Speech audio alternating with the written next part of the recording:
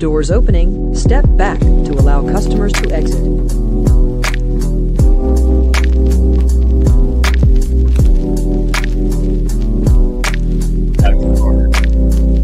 That's 5 Pro, including off the top rope. That's 3 up podcast. We stroll the avenue of wrestling. Follow us on our socials. Give us a like, subscribe here, and on Spotify.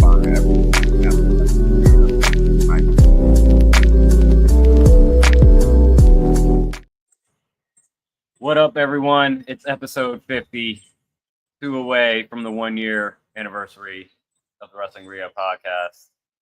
We're back, and it's the long summer road of wrestling as we continue on our way to Night of Champions, which is next week. And we also got All In a couple weeks after that. And then there's a Saturday night's main event. There's Evolution. There's just a whole bunch of stuff. And then obviously you got SummerSlam. And even before the summer actually ends, you got Clash in Paris. So a lot of wrestling this summer. And theme shows, we're going to talk about Dynamite, which I think, again, AEW put on probably the best wrestling show of the week for like the third consecutive week. Yeah. So a lot of wrestling to talk about. But sure. What do we got for episode 50? Who's 50? David Robinson, the Admiral. The Admiral. Nice. Yeah. And then Corey Crawford from the Blackhawks, 2 Stanley Cups, 2 William Jennings trophies. Okay, sounds like a black man. Yeah, yeah, probably. Fingers crossed. It's like doubtful he's in the NHL. Oh, the William Jennings is the best goalie.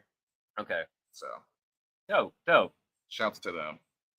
So we got what do you think about this summer so far? How do you think it's going? Because I was thinking about like what to name this, and I didn't want to be like the dog days of summer because I'm like that could be in a couple weeks, but Yeah, it could be. I'll just say this is the long road, especially because you consider like football season is on its break until training camp. Basketball season's about to be over. You really just got baseball and WNBA, NBA, and golf and NASCAR. So this is really the peak time of just like, if you ain't into any of those, you got to find something. Yeah, basically. Honestly, my thought was thinking about like not cross promotion, but the counter programming they've been doing with each other, just because obviously we just had Worlds Collide. Yeah. And then obviously it's not a coincidence that we get like two 4-hour, shows back to back. So I was trying to think about something like that and the synergy of the number 50, but I don't know. I'm not coming up with anything. Yeah. But I don't know. What do you think about what do you think about the I mean, yeah, this isn't all right, so how about this? How's it been going, and do you think there's, because I want to say, yeah, it's been going well, but like you said, I'm anticipating a fall off. So like it's I want to say something about cruising, like if you're cruising downhill, but then I don't know, I'm thinking about Final Destination now. So it's like, but then you find out your brakes go out. Yeah. Like I'm just tied into the Percy. It's like, you remember that's Final Destination.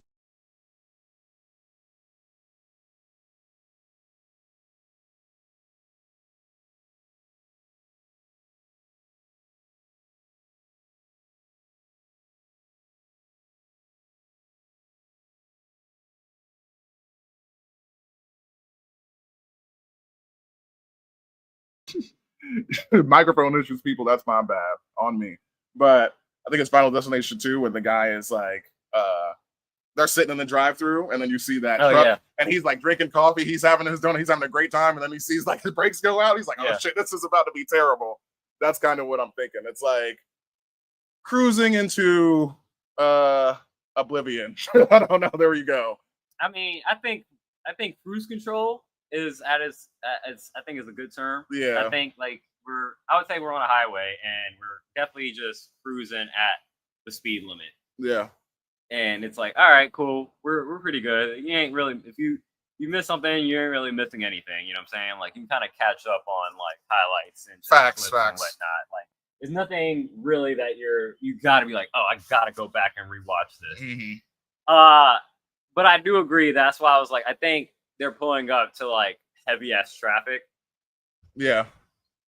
I can feel that. And it's gonna slow down precipitously. Mm-hmm. And we're just gonna be. That's a lot less dramatic than mine. We're just gonna be getting to places just to get to places, but it's Yeah. gonna take us a while to get there because we know we got X amount of weeks between shows, and we know certain things are not gonna happen. So because of we got to get to this next fucking pop-up show or this, themed night or whatever we're doing. So with all that being said, let's get into Raw. Let's get into the Raw recap. Let's get into the flagship show. My recap for this is pretty simple, and this is the first time I did it. The whole episode to me was just mid. Yeah. And that's just me being kind, because like there's certain things like the Goldberg thing you can kind of be down on. It's like, do we have to get Goldberg versus Gunther? But like we've already knew that was gonna happen. Mm-hmm. And the fact that it's happening in Atlanta, I'm like, okay, fine. Like but this is to my point. We know Gunther ain't gonna be losing that title to Goldberg. Yeah. So it's just like, okay, this is just why we don't take that. This is why we don't count Saturday night's main events. Yeah, exactly. And I couldn't agree more. But the way I labeled this, because yes, I do agree that the entire show was mid for sure. Yeah. But I had to itemize it just because it was a blur. Fair. It was a blur. Like if you would have just brought things up, I'd be like, oh yeah, I kind of remember that. But not to completely throw us off, but I think like the biggest, because I put that as Let It Go Goldberg SMH, but I still put it in mid because similarly to what you said, is like, yeah, they laid the seeds of that already. Yeah.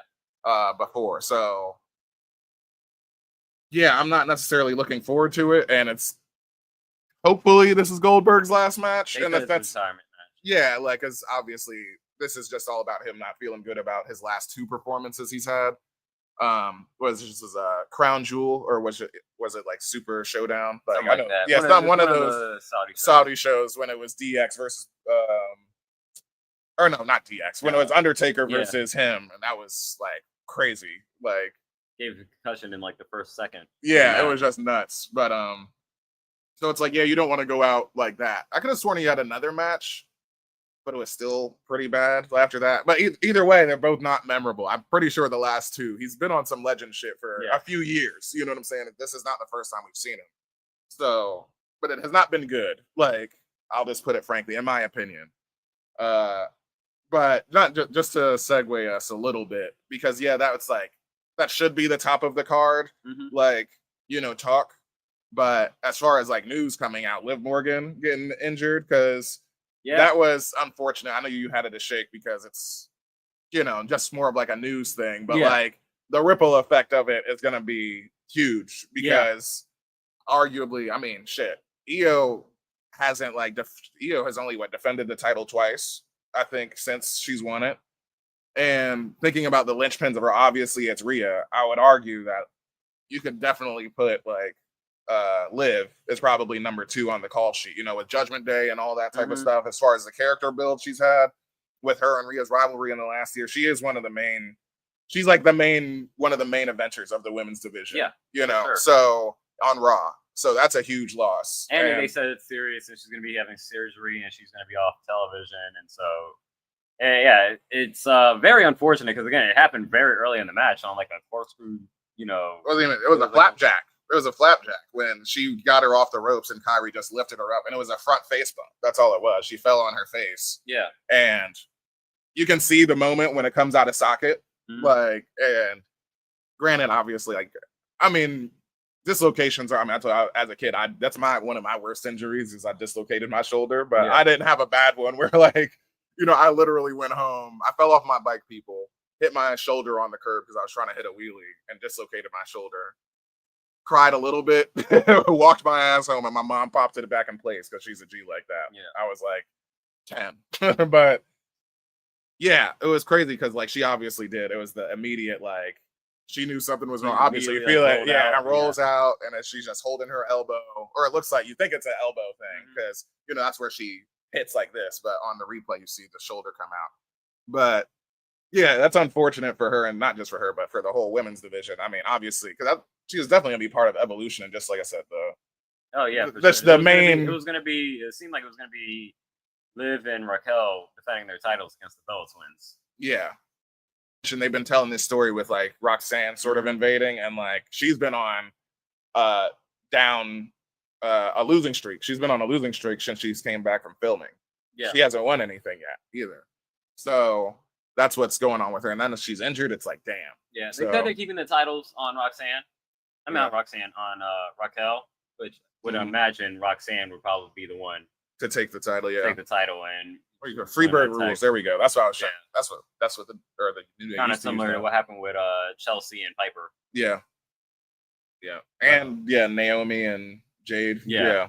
So I'm very unfortunate, especially because like I wrote that in the shake when it happened. Yeah. And then we got the news throughout the week that it was potentially serious, and then she might have to have surgery, and then 6 months it was confirmed. could be, yeah. So it's like very unfortunate for Liv. It seems like I guess when she comes back, she'll be a face. Yeah, and that's also the thing where it's like that we knew he was also in this like, or I assume breaking up the Judgment Day type of thing, or you could have had them sort of like they low key been like the Bullet Club or like Bloodline too, so you could have like just the rotation of people. But I mean, maybe you could do that. I mean, Roxanne's already in it, so I wouldn't add another woman to it. I think that was the whole point. I think she was gonna get kicked out of the Judgment Day. It's just now this kind of just makes it just expedites it. Expedites basically instead of having to draw down on TV. It's just like, all right, Roxanne is clearly going to be taking over and being the leader, and when Liv comes back, like she's not going to be welcomed into it. He's like, you haven't been around, you know what I'm saying? Like Dom ain't called and stuff like that. Like they just basically like she's kind of this is so tough. The black sheep. She ends up being like the black sheep of the group when she returns back. Yeah. They just get along without her, yeah. They got their own new handshakes. Yeah. That's still upsetting. I hope she comes back earlier than 6 months. But hey, maybe she got that John Cena recovery. Yeah, I'm hoping so, really. But get well soon, Liv. That's the biggest thing on the show for me. I would say if I did itemize it, I would say your other two mids of Bailey return and attacks Becky, and then Asuka is really the only thing I care about. Yeah. Really, it would have been just Asuka as the mid if I had to put anything, but I would also add Becky. Bailey. Bailey's return. I do like it. And they're just going off. There was that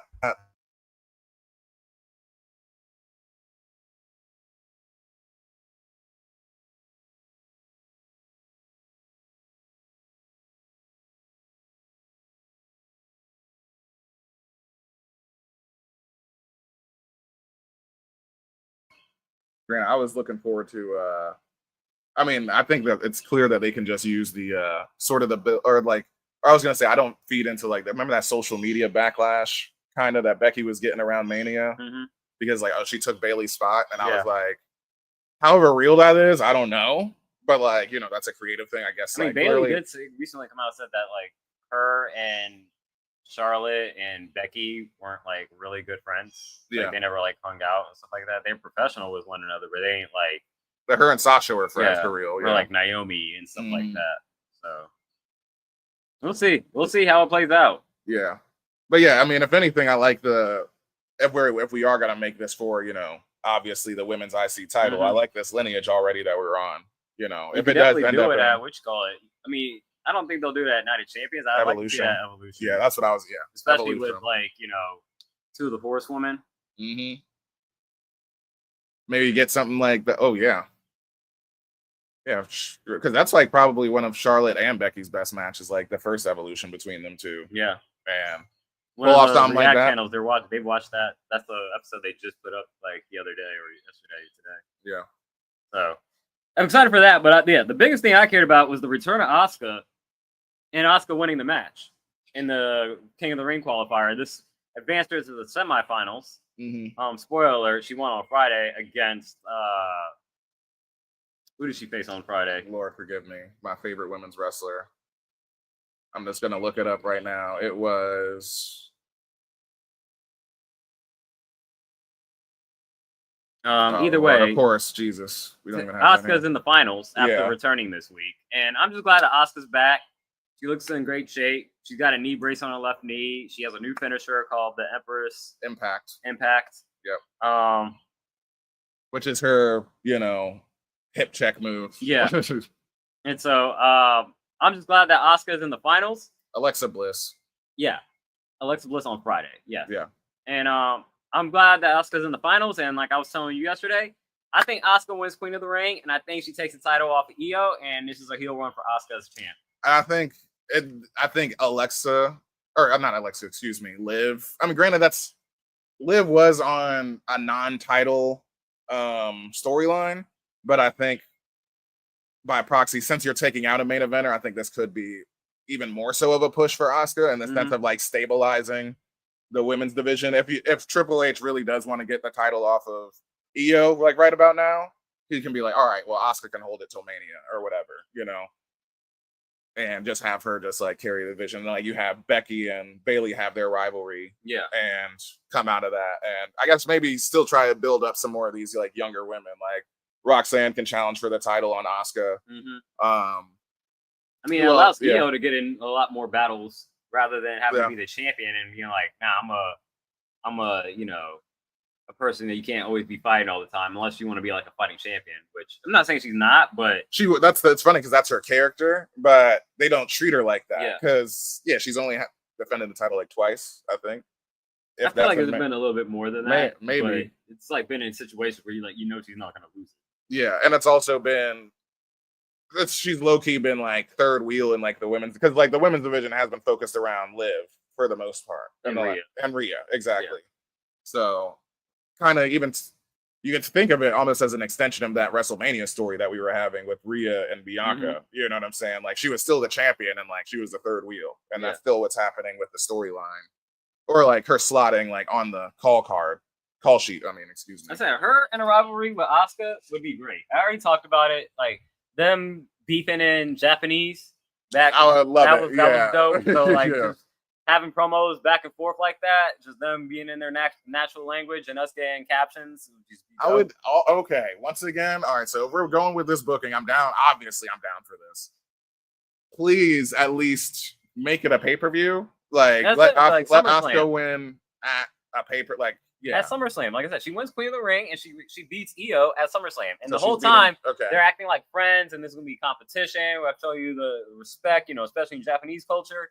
And SummerSlam comes around, missed in the face, shady shit, bop, bop, bop. Asuka gets the 1, 2, 3, is the champion, and she turns on her best friend. Yeah. All right. The only other thing that I got up here, it's just obviously because that finals is Asuka and Jade. Yeah. So it's like, all right. Naomi... Jade has to face who? Or is she in the finals already? Nah, she has to face somebody. Or no, that's on Raw. I think that's on Raw. That's on Raw. Yeah. But that's pretty much the only thing I cared about. You have one more. Yeah. The last shake I had was apparently AJ Styles wants the Intercontinental Championship. Yeah. Just because he stole it from Dominic in the night. So I'm pretty sure, he didn't get it back by the end of the show.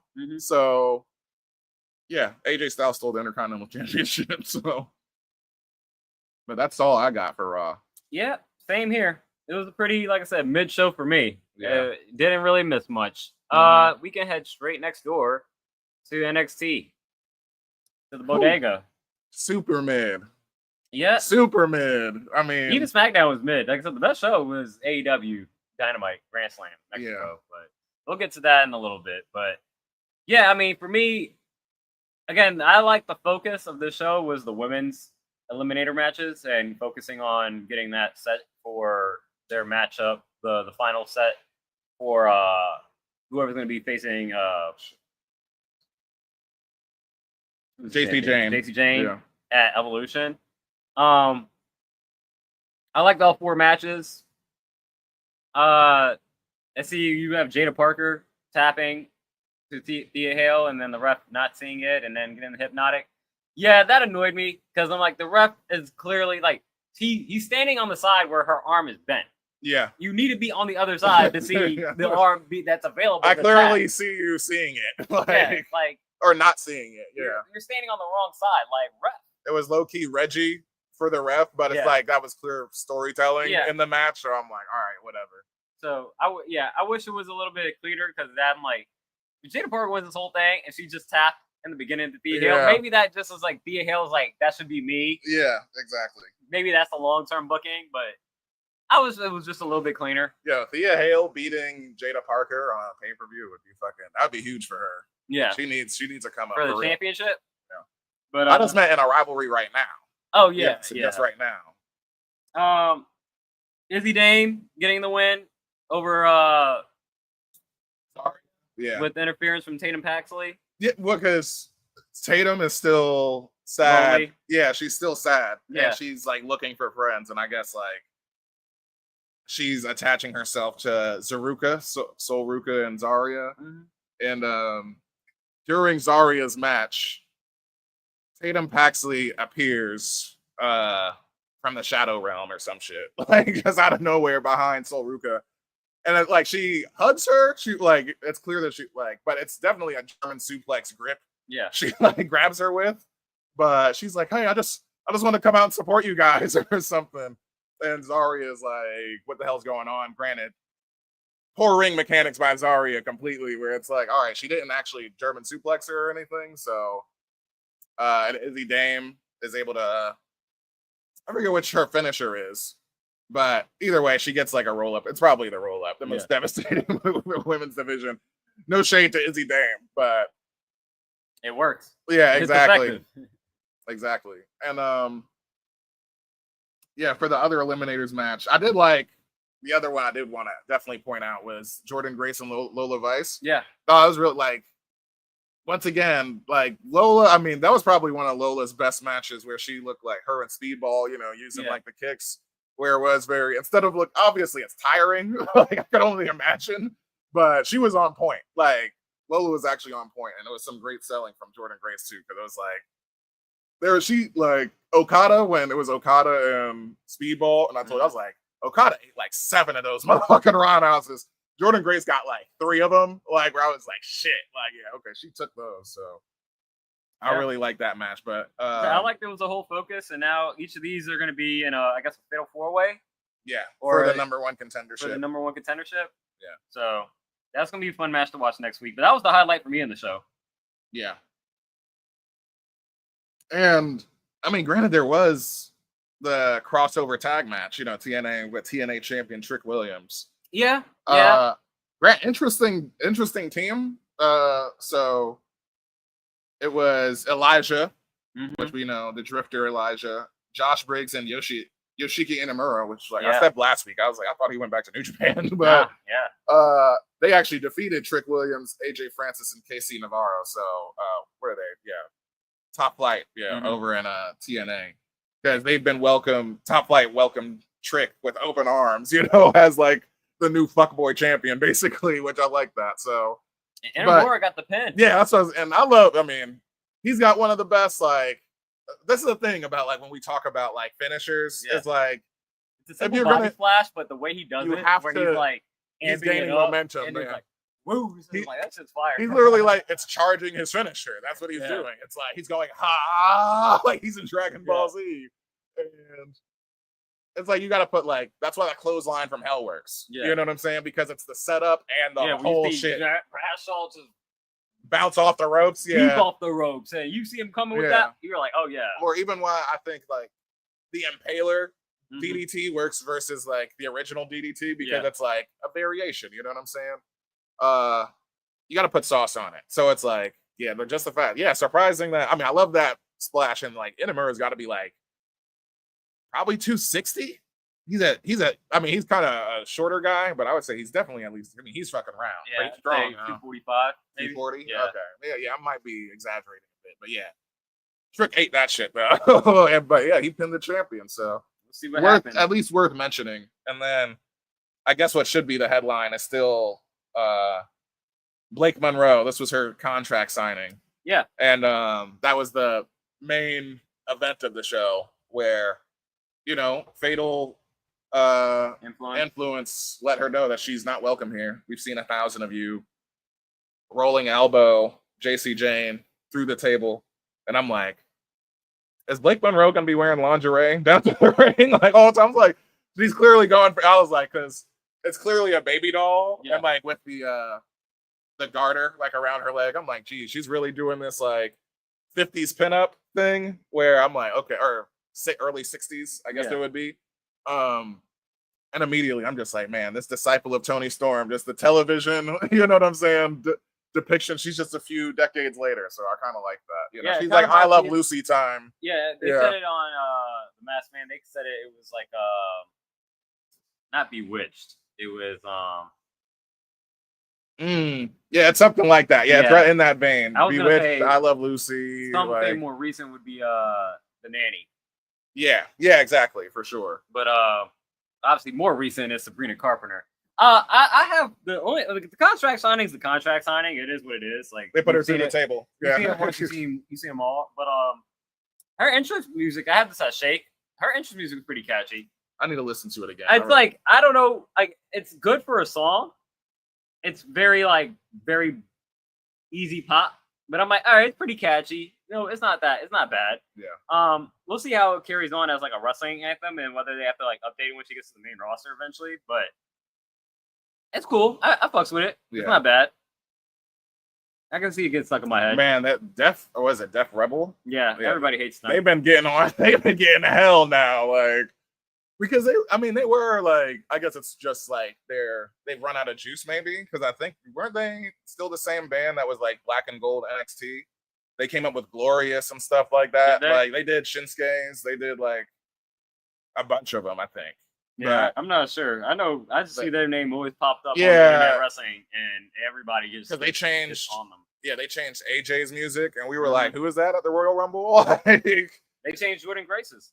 yeah, and it's just like, what is happening here? So it's like, hey, I mean, from that point of view, if that's the case, then like, hey, I'm not calling for nobody to lose their job, but there's better musicians out there. Like, you know, Metro out, yeah. yep, Metro Boomin. He's been caping for it, and it's like, hey, Wale has done, you know, he got one of the old NXT songs, so it's like, I mean, I think even, oh no, Wayne, I think, didn't Wayne have like a song, or he was like, I think he might have had a song for a pay-per-view. They always change the songs for a pay-per-view. Those are, promotions, but Yeah. that's what I got for NXT. Do you have anything else? No, that's it. That's it for me. I am ready to move over to the coffee shop. Coffee shop. Man, we're speeding through time. Yeah. I tell you, that's what happens when you got a midweek, especially exactly. Side. I don't even want, don't even easy episode. Don't even push it, like, don't even flex too hard trying to squeeze anything out of it.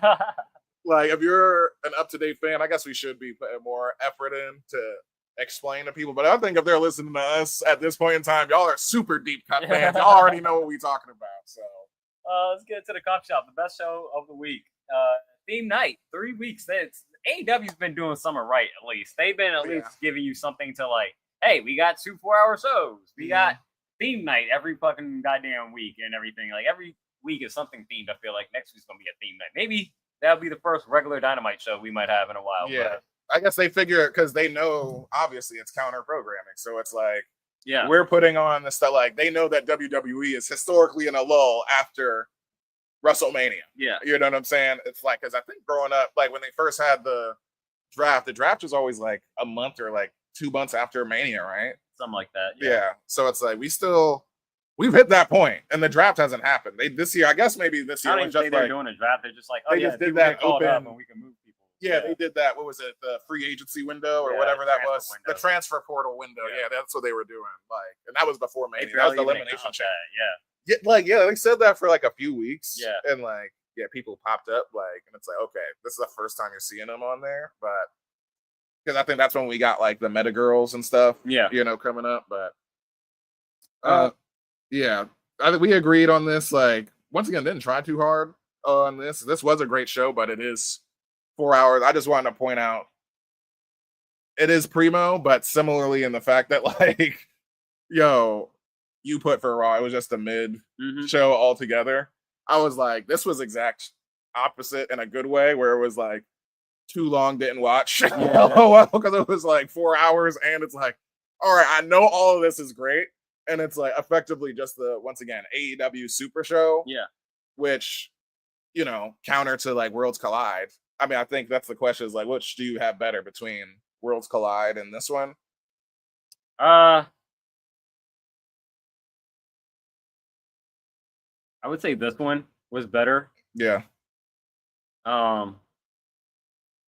I just hope it's not recency I bias, like- but I was thinking the same thing. I think But the it was match- also a I think- longer I think, show. I think the matches were a little bit better on AEW. Yeah. I think characters on.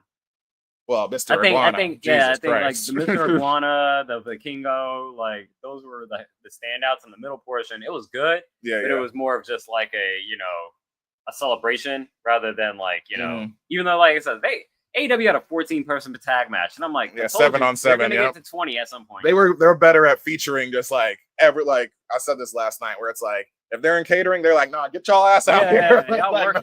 Y'all earning working. these And I was like, paychecks. it's good because like I can know for now, like even watching like some highlights, I know I need to go back and watch because that's hence why it's primo. Too long didn't watch. I fuck with Templario. I Yeah. really like Templario. Another luchador. I'm pretty sure he's CMLL. I Yeah. think he's been That's what featured on they're doing, AEW before, but he has like very literally like the Templar. Like it made me think of like he's like Assassin's Creed or a Templar, you know.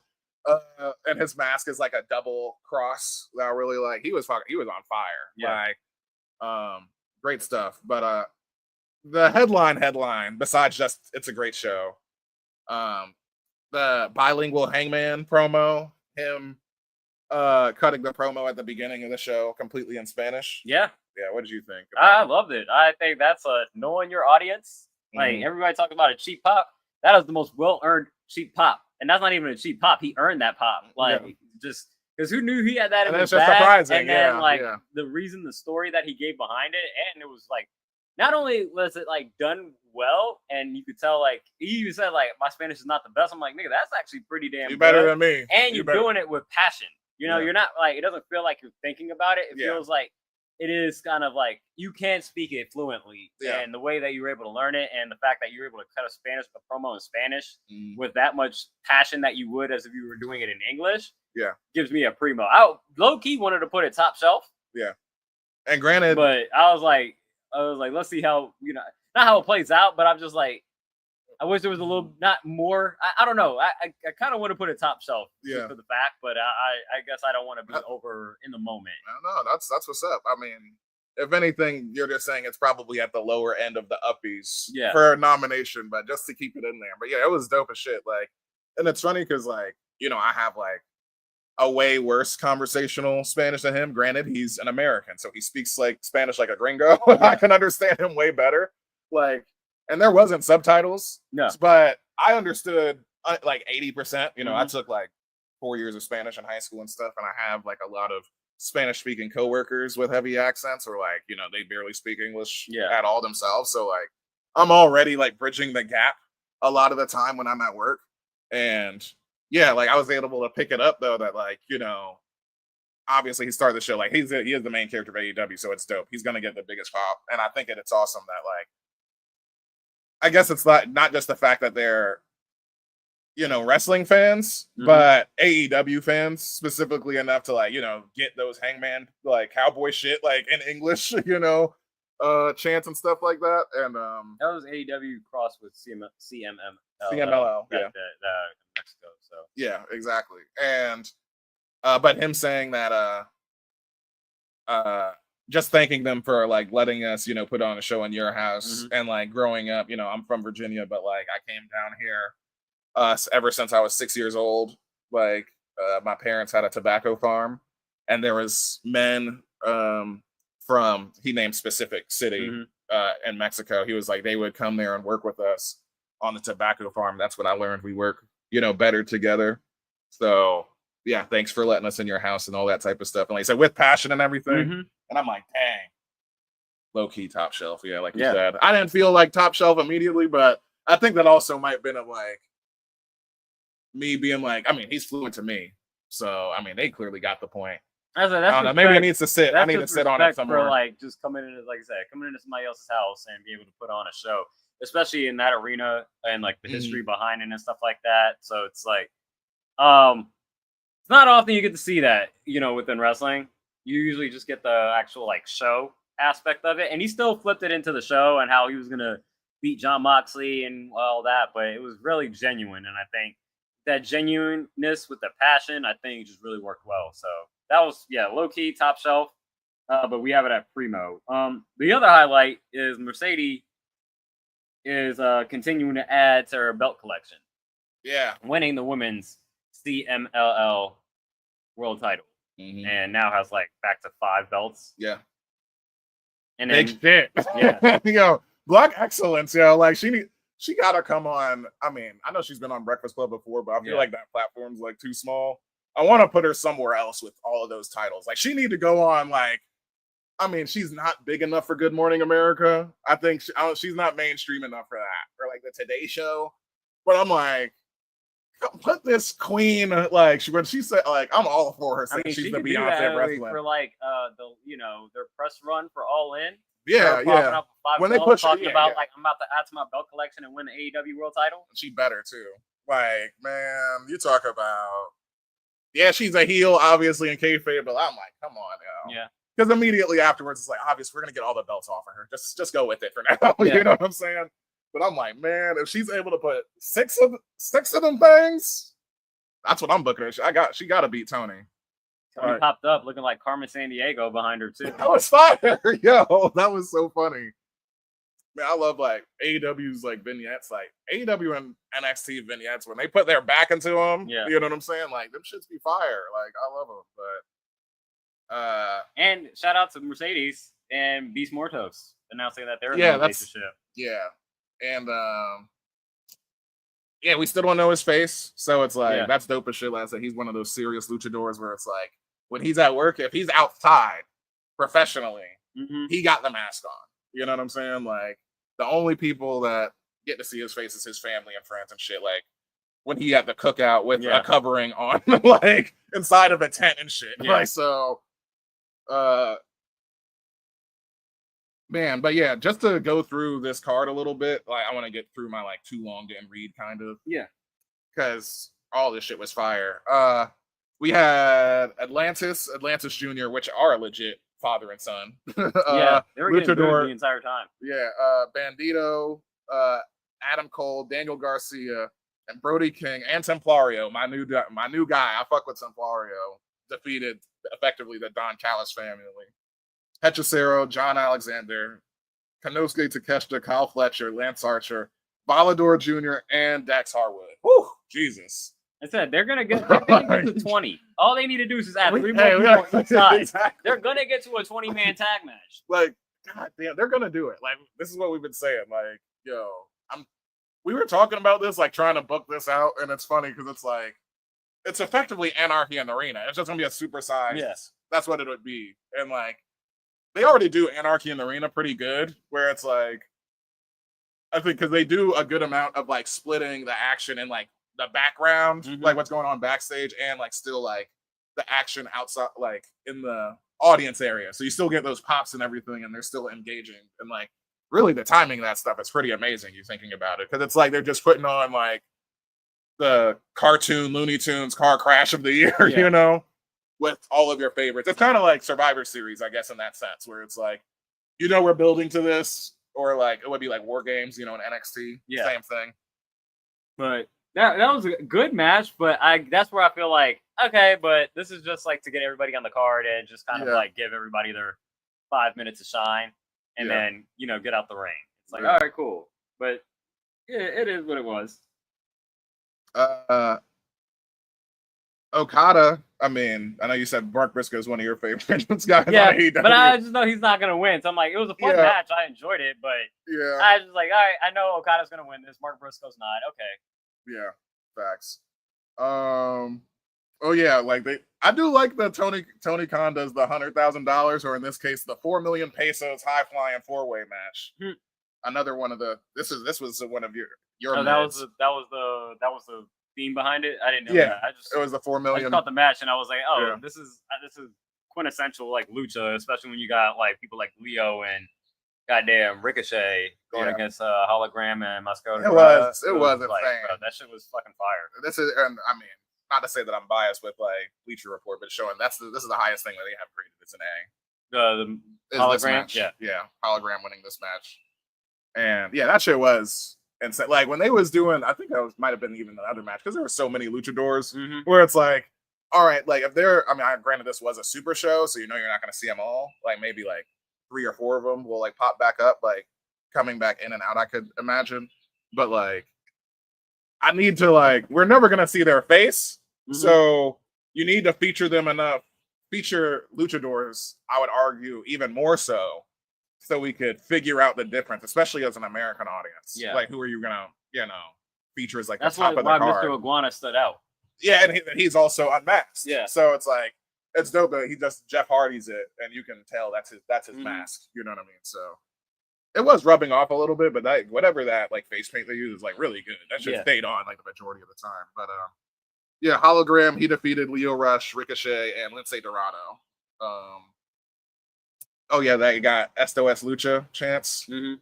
This is wrestling, in Spanish. Like, it's always awesome here. Uno, dos, tres, like that's the international shows. So we mentioned Mercedes adding to her belt collection. I guess, I mean, still the main character, I guess. He wasn't in the match, but he was involved in the save. But the heels won in the main event. Beast Mortos, Moxley, the Young Bucks, and Yuta defeated Powerhouse Hobbs, or the Ops, Yeah. Will Ospreay, Shibata, and Swerve. And then you get Hangman coming down there, getting another pop at the end. Because I will say, it's funny because we mentioned, yeah, he definitely is. But we mentioned how the roll up is just the most devastating move of all time. I mean, we joke on it in the women's division, but this ended with Swerve getting rolled up. It happens in the men's too. I know, but I'm just saying, like, between those two, I'm like, Swerve, damn, dog. Like, I know you're still over it. Like, you can't. Come on. Like, hey, that was they gotta get at least a little bit in before they end up losing their belts and whatnot. Yeah, facts.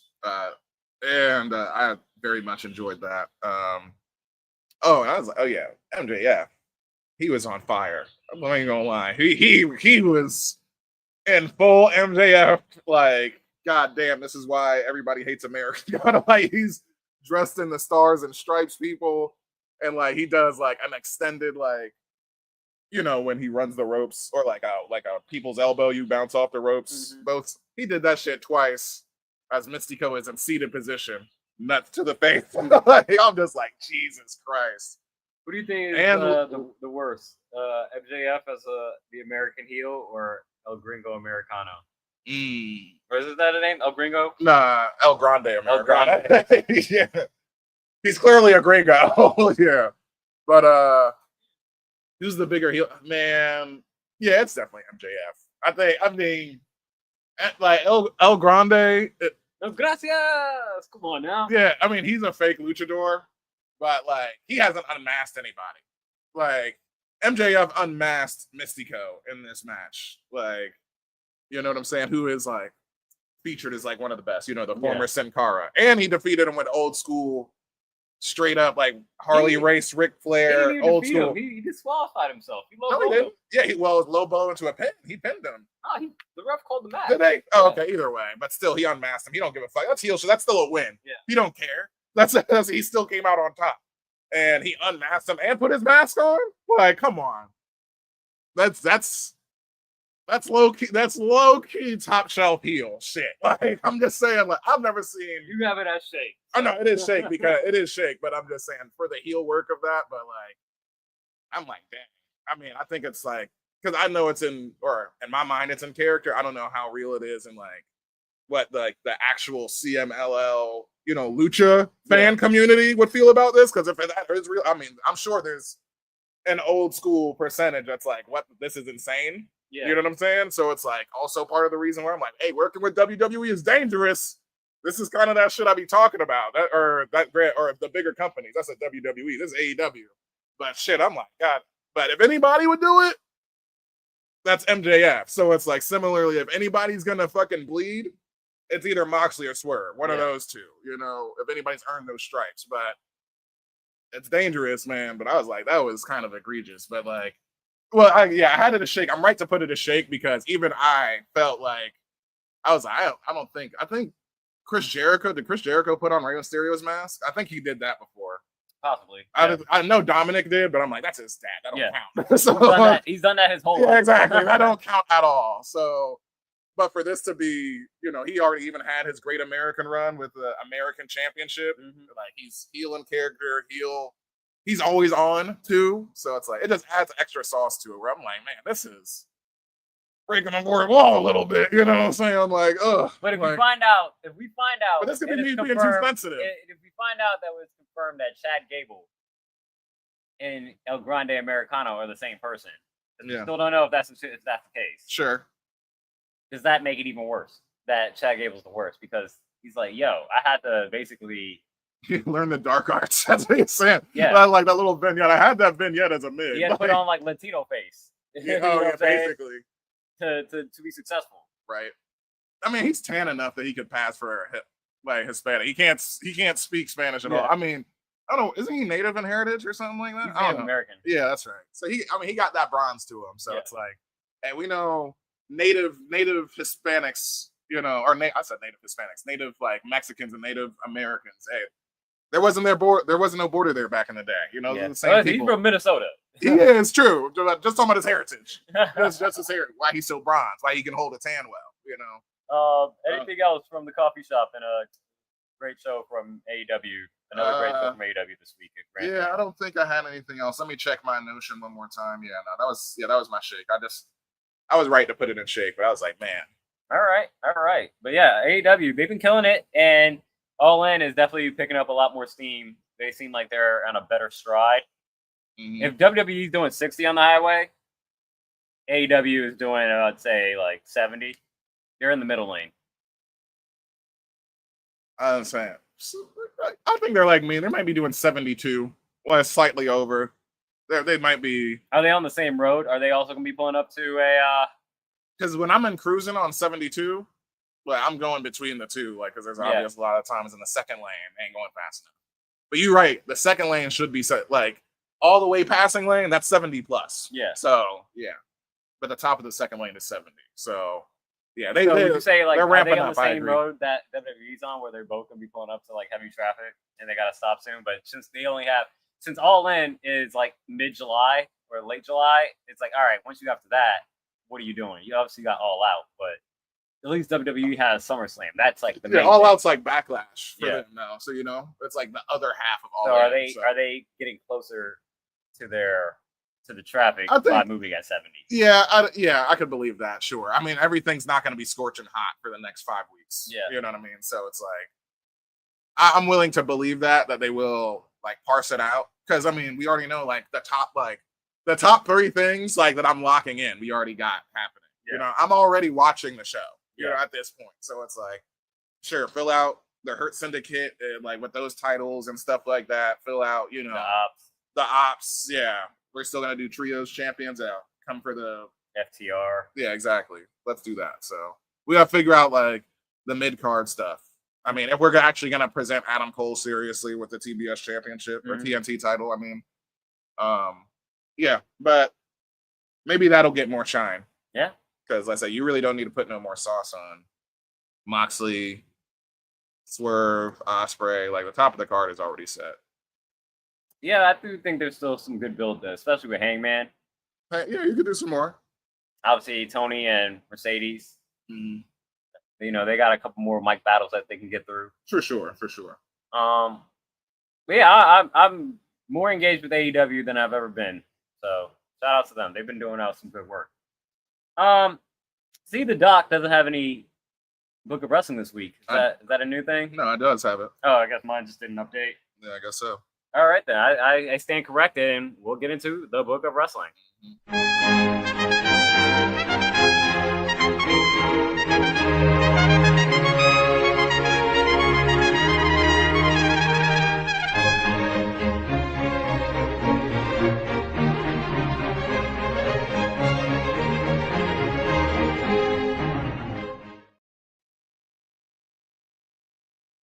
Welcome, everyone, to another week of the Book of Wrestling. We're in the gallery. Haven't called it the gallery in a while. I got to bring that up. I forgot I updated that. That nomenclature for that. Got 2 this week. Dog Days of Summer, as you wanted to say. This is even pretty mid Book of Wrestling. I got an interesting one. The match is not on there, but I got it. Okay. I'll go with the first one, the older one. June 21st, 2001. The debut of Tough Enough. The first ever episode of WWE's Tough Enough reality show airs on MTV. In that first season, the rookies were coached by Taz, Tori, Al Snow, and Jacqueline. The series was eventually won by Maven Huffman and Nydia Bernard. Yeah. And I remember watching that. It was a really good show. It was. And speaking of which, it's just funny, the synergy, seeing Jamie Noble, as we said, for the first time and actually talking backstage instead of just doing the producer breakup like Jason Jordan, all producers do. Nydia, I was just like, man, that was a good cruiserweight run. Like when Nydia was part of was his, girlfriend. Backwoods girlfriend. They were just hick ass. We were just country hicks. And it was like Jimmy Wang Yang and Rey Mysterio and I think Shannon Moore. Yeah, like, I remember him. Yeah. Like that was a good cruiserweight. Yeah. I like that. Good years of SmackDown. I think that might have been Tajiri. I think that might have been too late for Tajiri. But either way. Maybe, yeah. And Maven's doing well too. He's killing it on his like YouTube social media. He's over 100K followers, I'm sure. Or something like bam. Giving out the ins and outs of his career and behind the scenes of wrestling and all that stuff. So I've checked out a few of his videos. Yeah. From Richmond. Oh, is he? Yeah. Okay. Hell yeah. And another entrant, historical. I guess this could be the match I'm sure the match is on there. Okay. Take the next two is either the match of the Book of Wrestling or just another entry because I couldn't find the other one that's not on here. But the first NXT Women's Champion, this was June 20th, 2013, on a taping of NXT in Winter Park, Florida. Paige defeated Emma in a tournament final to become the first NXT Women's Champion. At the same taping, Adrian Neville and Corey Graves became the new NXT Tag Team Champions when they beat Eric Rowan and Luke Harper, former Basham brothers, and Wyatt family. Yeah. I'm sure that one's definitely on YouTube. They've been putting so much on, like specifically the WWE NXT channel. Yeah. Specifically, they're putting up all the old fucking black and gold era shit. So dope. And all that. I'm like, oh, y'all don't even care. This shit is fine. Like, yeah. Like, this is our content. We gonna put it up. I don't care if they on AEW. Right. And the other one, just because for synergy and like where we're at in WWE's booking, it's not on here. Couldn't find this match, so I'll just call this a moment for the week. But June 18th, 2005, CM Punk defeated Austin Aries in the main event of Ring of Honor Death Before Dishonor 3 in Morristown, New Jersey, to become the new ROH World Heavyweight Champion. It was well known that Punk had already signed a contract with WWE, and in the weeks that followed, he said that, guess what he was doing? Taking the Ring of Honor Championship with him to begin the summer of Punk. Sounds similar, doesn't it? He just ran the whole thing back in WWE. Jay Lethal, James Gibson, Roderick Strong, and Christopher Daniels all challenged unsuccessfully for the belt in the summer of Punk, and CM Punk would indeed leave the company with the title. However, at ROH Redemption in August, James Gibson pinned Punk in a fatal four-way elimination match to save the championship. So he did the right thing on the way out the door, but he gave his declaration and did the Summer of Punk thing and actually did it in WWE. Here's the picture of him. Yeah. Yeah. Not that y'all care to see it, but y'all know what CM Punk looked like. I don't know if I showed you either. That gives us a good segue into SmackDown.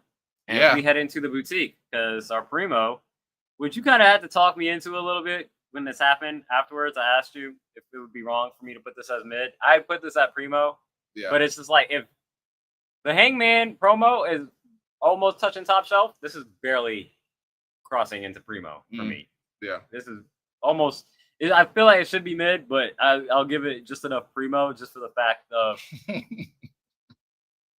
They acknowledged last week Punk was like, you stole my whole swag.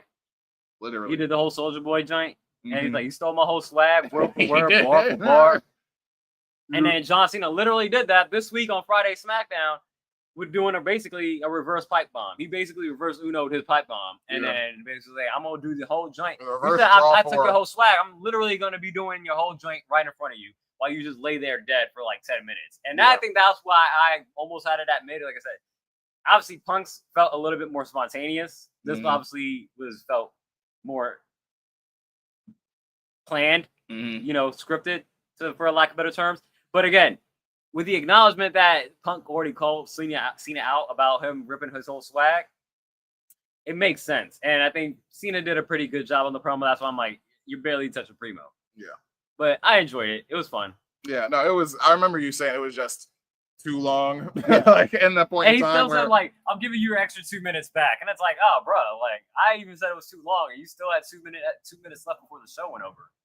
So, but it was still good. I still enjoyed it. Yeah, because he definitely flipped, like you said, the entire pipe bomb. Like, it was dope. Because I noticed in the moment where I said that, and I was like, he's even doing, like, the sitting above you thing. Yeah. Where, like, the only difference is, like, I remember joking. I was like, damn, Punk is dead. This thing's got 0 HP, like, completely, because he did not move. I was like, even back in the day, John Cena, like, stirred, and eventually woke up and was just sitting there. Granted, I guess that was a real moment versus this being like a reflection of that.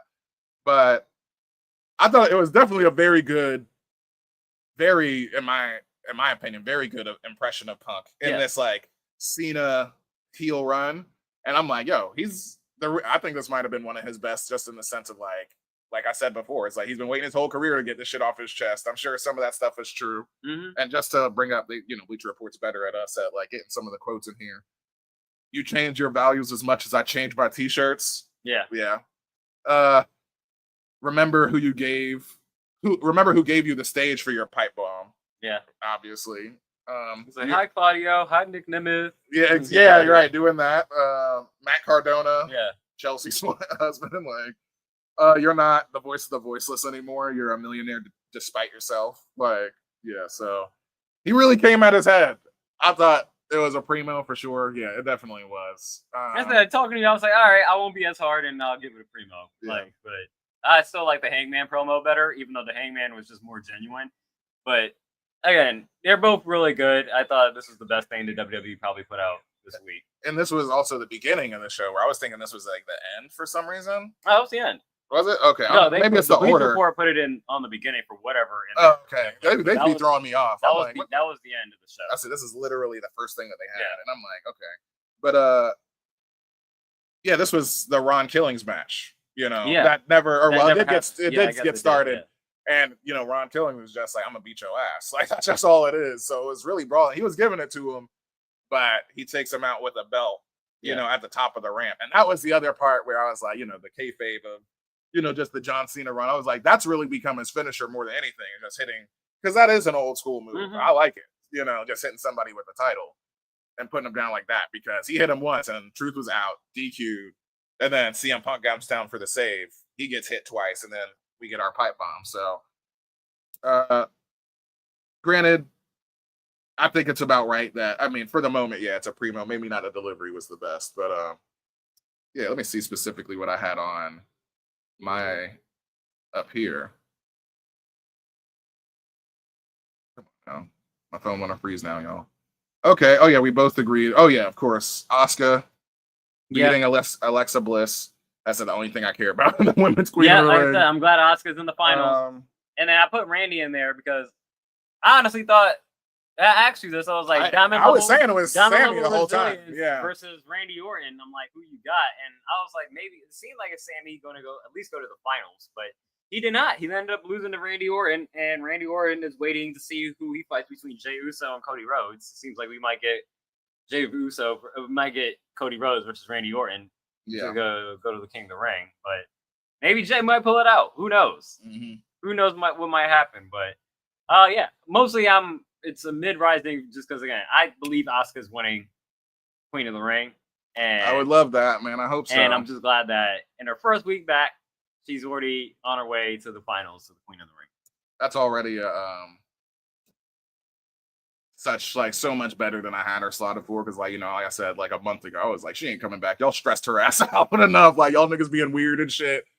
But it was dope, if anything, touching to me with her being my favorite women's wrestler. Yeah.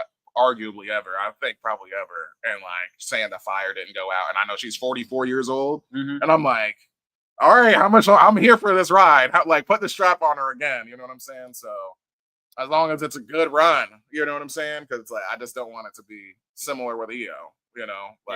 We know what they can do. Don't like make them the back thought.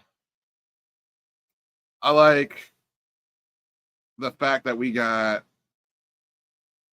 I mean, all right, so I guess we already got to that booking. So yeah, Randy and either Jay or Cody, which it would be Cody, right? You would think, but You again, would it's the same think. question of like, Same thing with Sammy. Does- I think does that's Randy on the need it? same level. I mean, does Cody need it? No. Yeah, that's right. That's right. Yeah, that's right. I did But say it's the that. same Yeah, thing you're we right. said about Randy. It's like, True. does he need it? No. But again, I got between Cody and Randy, they're both going after John. Jay is the only one that's probably going to use that King of the Ring to go after. Yeah, after exactly. Gunther. To get his title back. Yeah. And I said they want to give Jay. I feel like Jay having the world title in France is a thing that WWE Yeah, they do. want to do that. So I can see him regaining the title back at SummerSlam. But it just sucked for the title to flip the hands between Jay and Gunther between WrestleMania to SummerSlam. That'd be a little annoying. I mean, because that title run would be him defending against Goldberg, and then Jey Uso just defended against Logan Paul. Yeah, he had 2 title defenses. I think it was Logan Paul and I can't remember right now. Let's not draw this out. But the other mid that I had, this might not low key be Primo just because I think it's like the top of like maybe touching Primo for me because I'm really into like we were booking out like might as well say now the Solo and Jacob fallout, but them having the face to face and like talking it out or a Solo attempting to talk it out. Just going back to I didn't come here to fight you, Jacob. I love you. Yeah. You know what I'm saying? I brought you here to give you that opportunity. You wasn't doing well. Give you like the same thing because he still sees himself as tribal chief. I just think that I pointed out, I was like, I think it's interesting he doesn't wear the Ula Falo because that was such like a stressful point. But like you said, it is like the new breed effectively where, the top of the car, or like you said, the older cousins. Yeah. It's like little cousin stuff just because if anything, they are working for world titles and this is like the first mid-card title between them, not to forsaken like Jay, but Jay won that as like main event, know. So nobody saw the potential in you except for me, trying to get himself in there. Fight me for the US title. Fatu continued. Solo, if you ever think about coming this way, you know what I'm about. I would say like I'm getting more intrigued. Again, I think there's some good mic work between the two.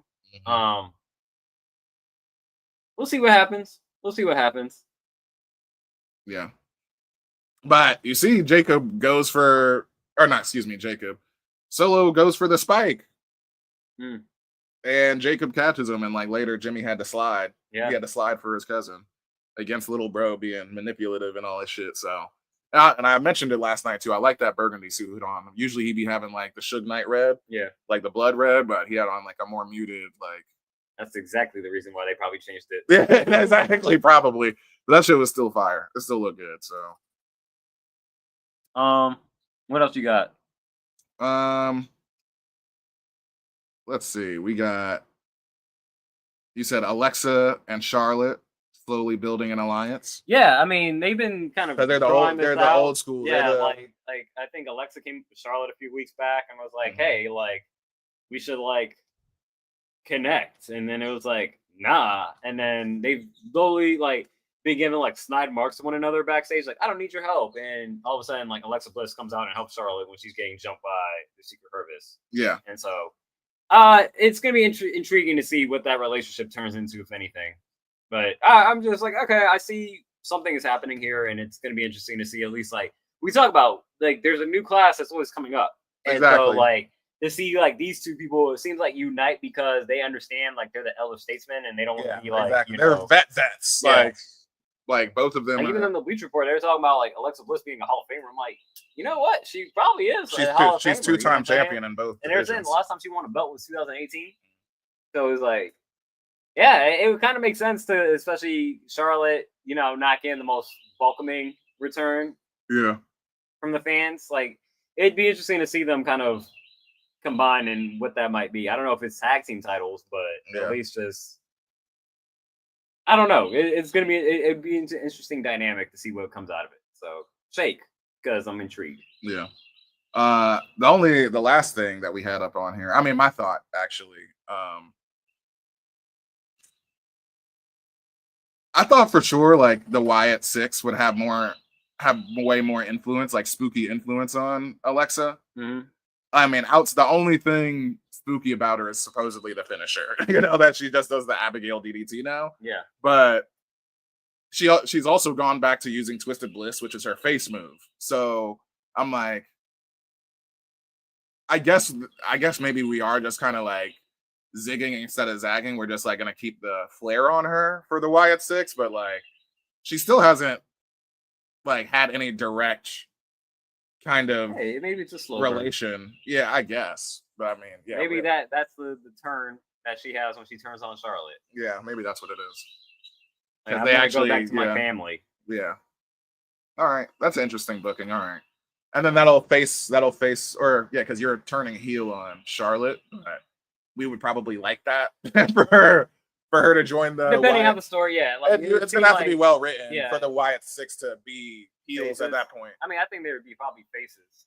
Well, yeah. And Charlotte is like mean to Alexa, and then she's kind of like in the Tatum Paxley role where she's like alone and she ends up going back to her family. Well, sure. I guess, yeah. If anything, that's just going to heat up Charlotte more in the sense of like, yeah, definitely us not liking her. Yeah. So that's why I was like, I was trying to get a face Charlotte out of that, but hey, I mean, you can make the Wyatt Six. It is unfortunate. Deal. It is unfortunate she gets like so much flack. That is kind of crazy, but yeah, like we talked about it before. It's like her character has just been I'm the best, and she just wins the titles, and that's it. So it's like, yo, and now it's like because it's not really a memorable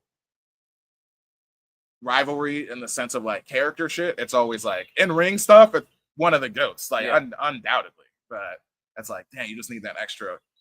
That's that Vince. It's being tied to Vince too, and like, oh, that's who Vince wanted all the time. But like, Cena is the exact same thing. You don't get the same. Exactly. You don't get the same flack.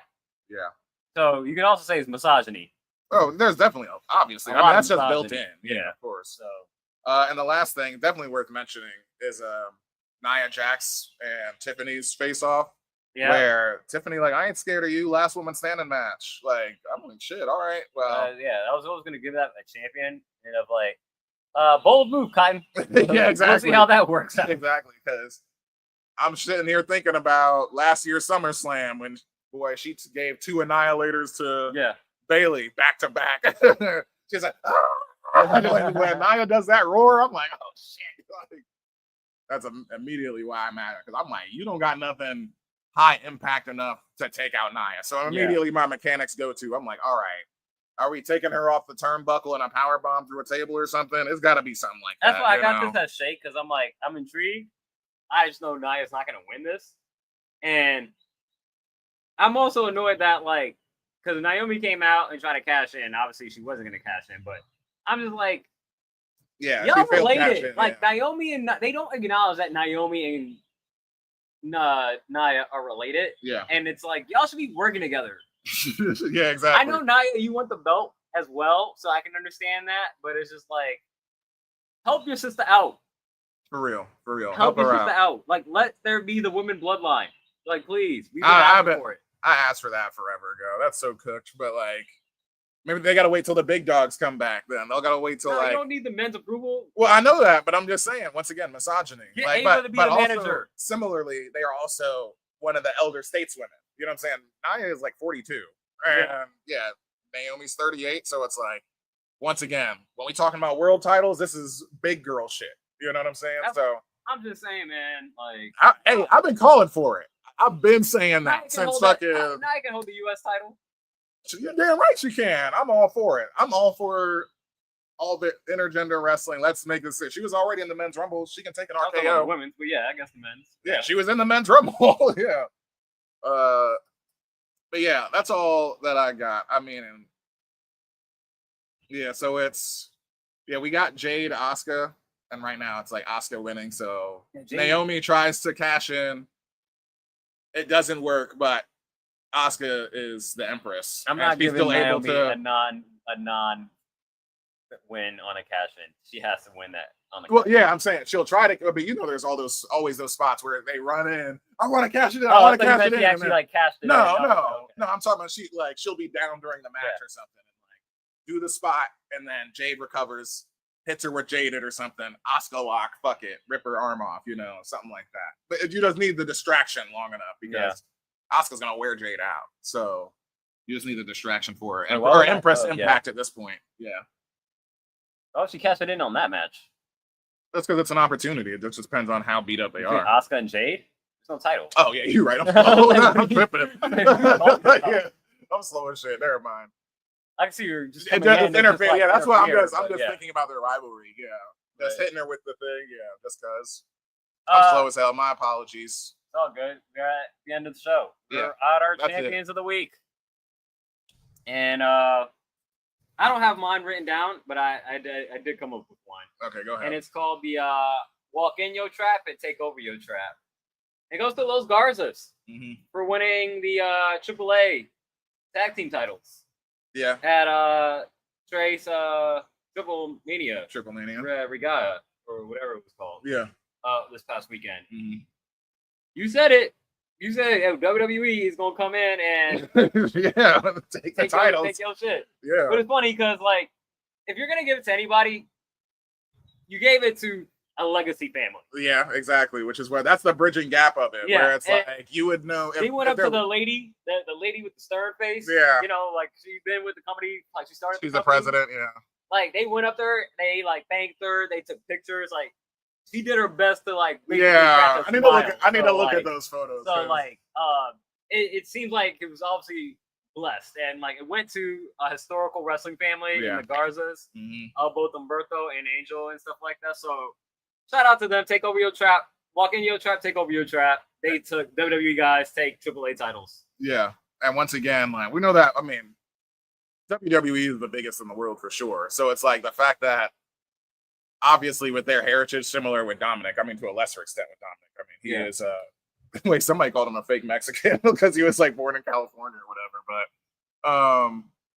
But that's gotta be. Imagine that, like that's your heritage. You know what I'm saying? Of course, you would want to work for those companies if you get the chance. So that's gotta be an amazing moment for them for sure. Shouts to them. Similarly, another crossover event. It was my champion of the week this week is coming from AEW. Grand Slam Mexico, and this is just the straight up damn, I wish I would have looked up the name of the level. Azalea Gardens, the first level of Sonic. Okay. The Sonic lose. Emerald Green. Emerald Green, there we go. Emerald Green, the first level of Sonic. This is the Sonic losing his rings title. Obviously, Mercedes Moné taking the fucking German suplex from literally that's immediately what you think. Just scattered about. Like, I'm like, that's fire that she got to pick all this. It took, once again, dripping in greatness, dripping in titles. Can't even hold them up. I got so much shit. Really, Talk like your 10, shit. 15 pounds each? Yeah, like 15 pounds of gold or 15, whatever. 20, 15, 20. I think that, I mean, I'm not going to be misogyny. Call it 20. It's because the men's heavyweight is called the 20 pounds of gold. So she's carrying around 100 pounds. It's like, yeah, I'd be tired too. Like, it ain't that much, but still, I'm like, damn.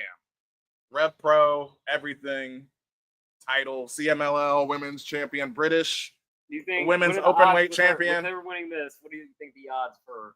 Do you think they've improved for her to win? I think it's guaranteed. You think it's guaranteed? Yeah, I mean, obviously, I'm not guaranteeing in the sense of like an NBA. I'm guaranteeing this championship, but as far as like where the story is taking us, and Tony's run and Mercedes' run, yes, put the strap on her, and then let her have that. You're not going to have a better belt collector than that, like in AEW.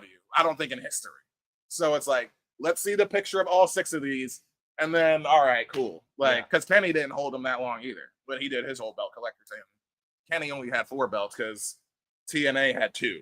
You know, at that same point in time. So that's a good person to have your PR tour running with 6 belts and all your belts. So.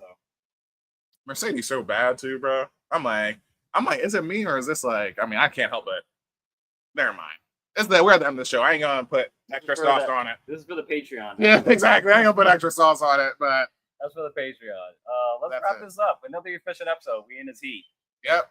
Until episode 51. Join us next week at usual time and place. Maybe it'll be my porch. Maybe it'll be remote.